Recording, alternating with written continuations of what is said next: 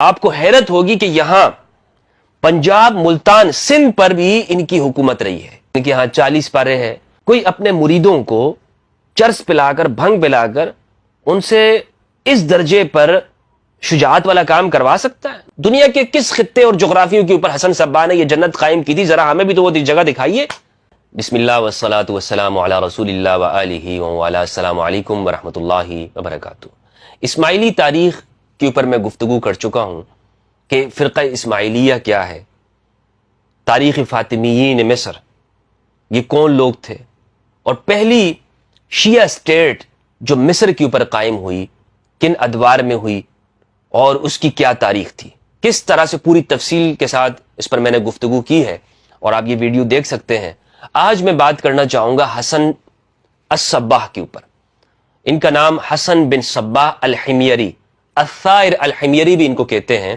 یہ حمیر سے ان کا تعلق تھا.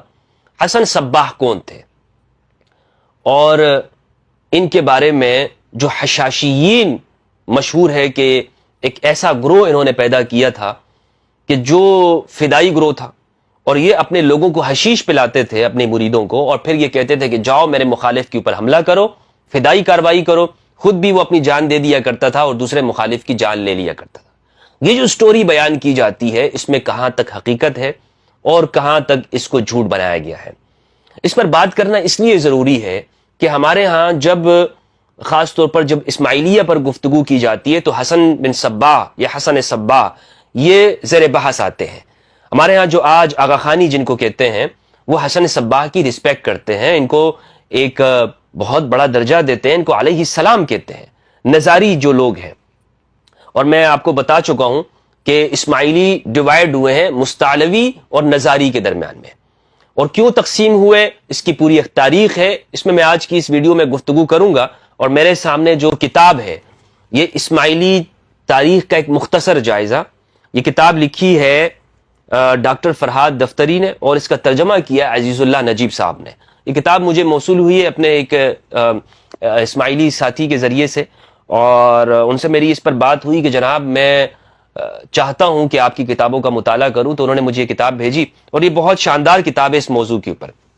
تو اس کو میں نے سامنے رکھا، اور دوسری جو ڈاکٹر زاہد علی صاحب کی کتابیں ہیں، اسی طرح دوسری بھی کتابیں یہاں پر لکھی ہوئی ہیں، ان کا مطالعہ کر کے جو ایک بات میرے سامنے آئی ہے وہ یہ ہے کہ اسماعیلیہ کے بارے میں بھی کافی ساری ایسی غلط فہمیاں پائی جاتی ہیں کہ جو اس کی ایک وجہ یہ بھی ہے کہ یہ لوگ اپنی کتابوں تک ہر ایک کو رسائی نہیں دیتے، نہ اپنے عبادت خانوں تک، جماعت خانوں تک رسائی دیتے ہیں. اس کی کیا وجوہات ہو سکتی ہیں یہ بیان کر سکتے ہیں، میرے علم میں نہیں آئی ہے. یعنی آپ کوئی بھی شخص ہو تو وہ ان کے جماعت خانے میں جا کر وہ وہاں پہ پریکٹس نہیں کر سکتا یا ان کو دیکھ نہیں سکتا ہے.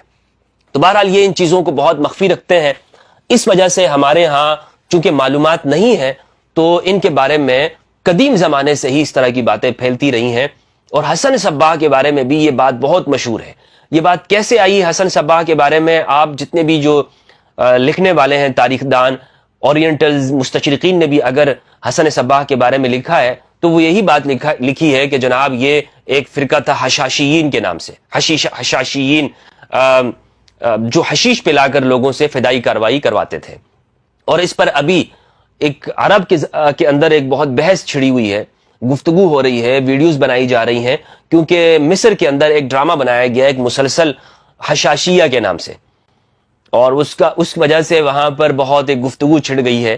آپ کے علم میں ہے کہ فاطمیین جو شیعہ تھے، اسماعیلی تھے، انہوں نے جو حکومت بنائی تھی وہ مصر کے اوپر قائم کی تھی، اور ان کے جو اقتدار ہے وہ 297 ہجری سے لے کر 567 ہجری تک، یعنی 909 عیسوی سے 1171 12ویں صدی تک ان کی حکومت قائم رہی. کل 270 سال بنتے، 3 صدی لگ بھگ ان کی حکومت رہی ہے فاطمیین مصر کی. اور یہ امام علی علیہ السلام کے بعد شیعوں کی ایک بہت بڑی حکومت تھی، اسماعیلی شیعوں کی آپ کہہ لیں، اثنا عشری کہیں گے کہ جناب آپ ان کو شیعہ نہ کہیں، بہرحال یہ خود کو شیعہ کہتے ہیں اسماعیلیہ، اس لیے ان کو شیعہ گروہوں کے اندر اور شیعہ فرقوں کے اندر استعمال کر رہا ہوں. اور آپ کو ان کی اختلاف کی وجوہات معلوم ہوگی کہ امام جعفر صادق علیہ السلام کے بعد امام موسیٰ کاظم اور امام محمد بن اسماعیل ان کے بارے میں جو اختلاف ہے، اس وجہ سے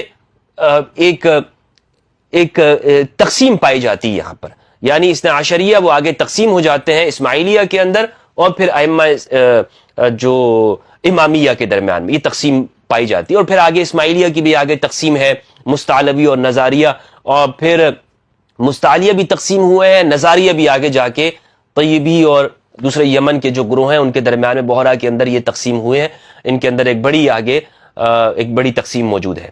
پچھلی ویڈیو میں نے بتایا تھا کہ ان کا آغاز افریقہ سے ہوا تھا اسماعیلیہ کا، لیکن حیرت کی بات یہ ہے کہ ان کی جو حکومت ہے وہ آگے مصر پہ جا کے قائم ہوتی ہے۔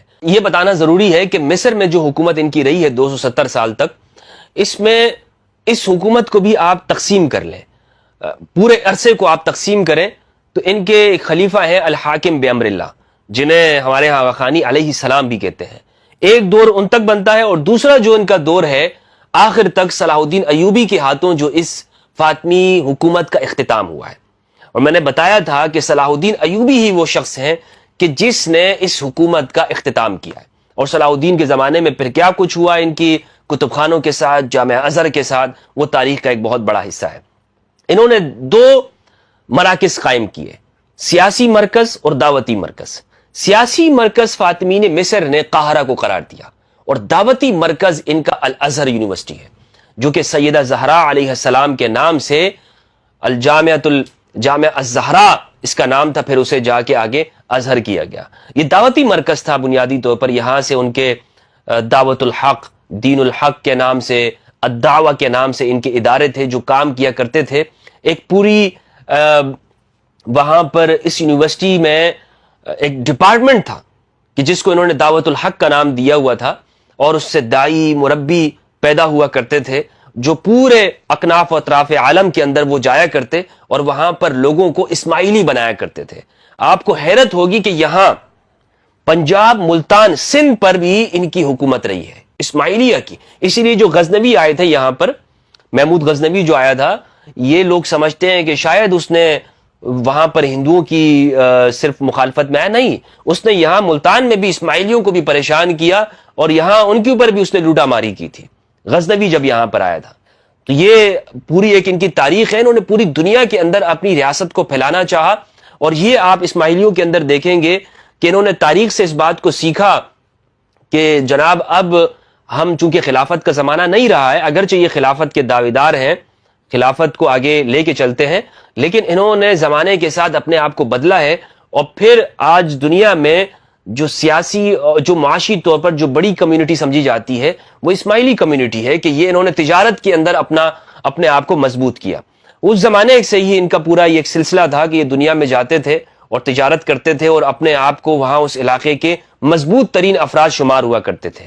تو بہرحال آج کی جو ہماری گفتگو ہے وہ حشاشین سے متعلق ہے کہ حسن صبا، کیا اس کا جو گروہ ہے وہ واقعی یہ کام کیا کرتا تھا؟ تو میری جو تحقیق ہے اس نتیجے پہ میں پہنچا ہوں کہ یہ ان کے بارے میں مخالفین نے یہ باتیں کہی ہیں۔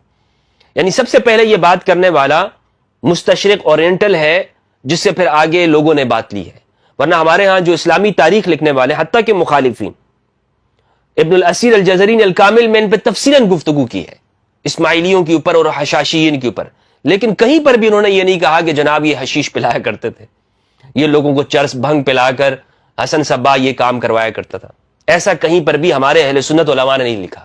لیکن مارکو پولو پہلا وہ واحد شخص ہے مستشرق جس نے اس کہانی اور مفروضے کو گھڑا، اور پھر وہاں پر بعد میں عبدالحلیم شرر جیسے لوگوں نے پھر اس میں